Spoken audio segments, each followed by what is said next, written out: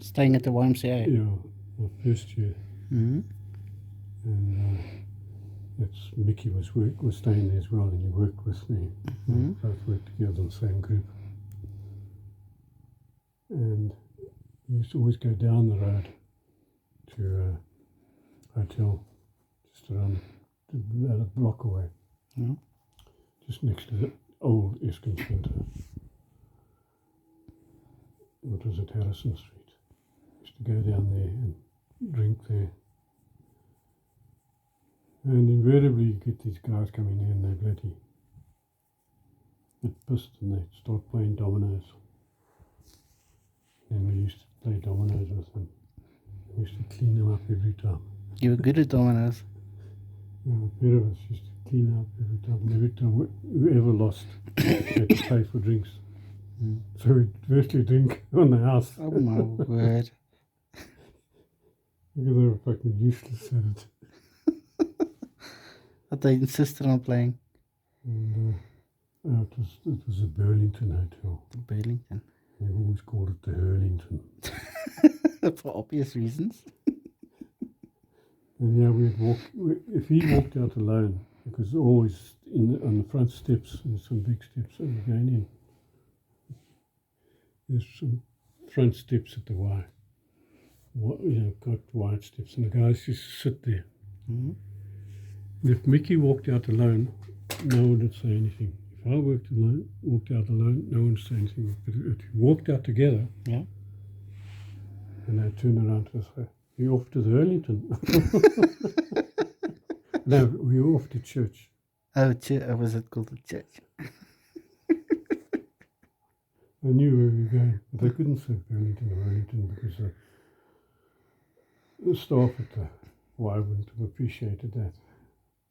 So Were they against you drinking? Well, the secretary of the Y was quite understanding. Mm. I mean, you got a lot of young guys. But they didn't talk. People didn't talk too much about being drunk because Young Men's Christian Association. One night we're coming back from Lady drinking at a hotel in Hillbrow. Mm-hmm. No, I wasn't with him that night. That's right, I wasn't with him that night. But three of them, Mickey, his brother, I think it was, and another guy, they're walking back from Hillbrow, drunk as lords, and the bloody cop car stops. Mm-hmm. Wants to arrest him. So they fight him with the cops. Cop opens the door, back door, throws one in, goes to get another one. This guy jumps out the other side of the car, comes around and joins him. And here's this cop having a major battle trying to get four guys into the car. Eventually the bloody secretary of the YMCA came past. Mm-hmm. And he spoke to the cop, and the cop said, "No, these guys have been drinking and they're causing a rumpus on the street." So the secretary said to the cop, "No, don't worry, I'll get them home. My boys from the YMCA." Lucky.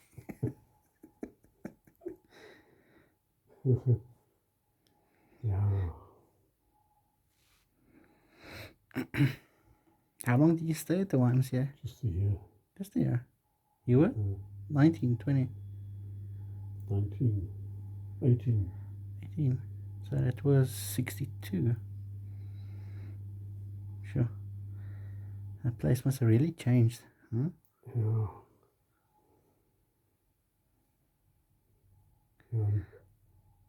Mickey and his brother had a room on the same floor as I had, but I had a single room. Mm-hmm. So I had a room here, then you went past here, you got the lifts, and then down the side. So from my room, I could see into their room, sort of thing. Okay. But on a Saturday morning, the old cleaner guy used to come to my room and look at me and fuck off, go to Mickey's room. And then he'd tell Mickey how bad I was. Yes, that's because I used to go to bed at night, hey? One hand on the wall and one hand on the floor to steady the ship. Fuck, I used to drink. Cracking Moses. I could write a book about all these things. You should. I can imagine it would be a bestseller. Oh, yeah, good times. What was your most memorable moment there? I don't know. Or which one stands out the most? One that most probably stands out the most is the night we got kicked out of the Majesty's Cellars For stealing the... because one of the guys stole a photograph of the woman singing in the band. What? Yeah, because as you went downstairs into the cellars, on the top they always had a frame with the pictures of the band. Oh, yeah? It's glass. And we were drinking there. We had a crowd of architect students that had just qualified or just got the results. That's right. They hadn't qualified yet. They just got the results and they were celebrating because they had passed. So we all in a bloody group together.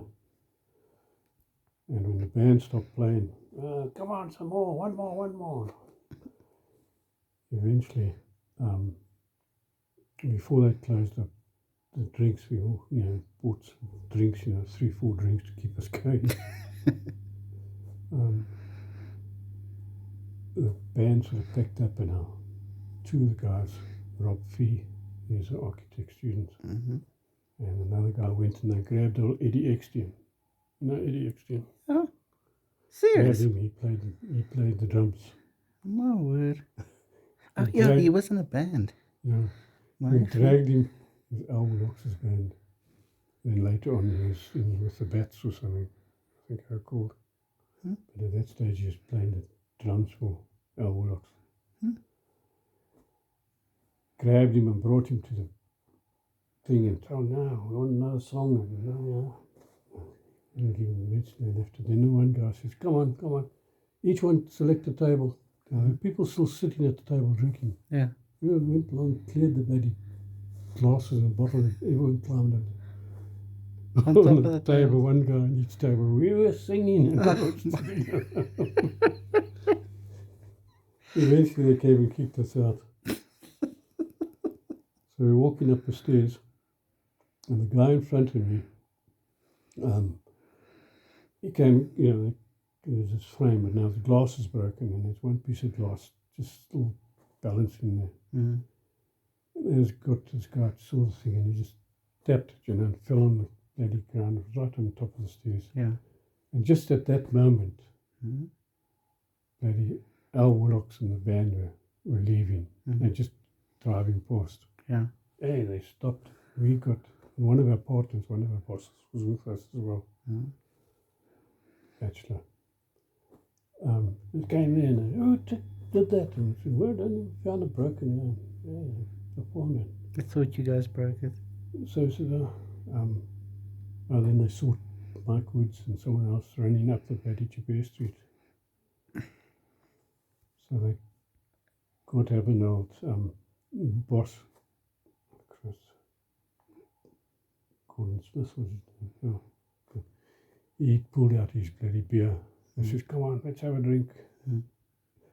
Because we still had drinks when we kicked out. Oh, yeah. So I had a bloody glass of bloody brandy in this pocket and a brandy in this pocket. So I sat down on the pavement and all these bloody drinks and sat drinking. Drinking with the band? No, the band fucked off and chased these two guys. Oh, okay. And they caught our bloody Mike Woods and this other guy, I can't remember who it was. And they took him off to the bloody Marshall's. It was Marshall Square. No, it wasn't Marshall Square in those days. Took it down to the cop station anyway. And so the guy that in fact broke it was this Rob Fee, this architect. And so they said, these guys broken. So Mike and this other guy said, no, they didn't break it, but they know who it was. They'll tell him to come and see them in the morning. So they agreed, okay, they could go. Rob, we must go down. So the next morning they got hold of Rob. He stayed at the Y as well. Told him what happened, so I said, okay, they'll go down. So they went down, apparently paid for the bloody glass and whatever. Yeah. That was all very well, but that same Saturday, I was going out to go to my folks. So I went to the station to catch a train, which is just 2 blocks down to the station. Sure. So I went into one of the coffee bars, kiosks, and I bought myself a pie and gravy. I was busy eating. Next thing, one of the guys from the band came and sat down there, just a little way away. He's looking at me. I said, oh, fuck. He recognized you? And I looked at this door. There's one of them standing at that door. Oh no. So look at the other door. One standing there. Yes, that's what I'm going to do. So I thought, well, I'm not moving from the car.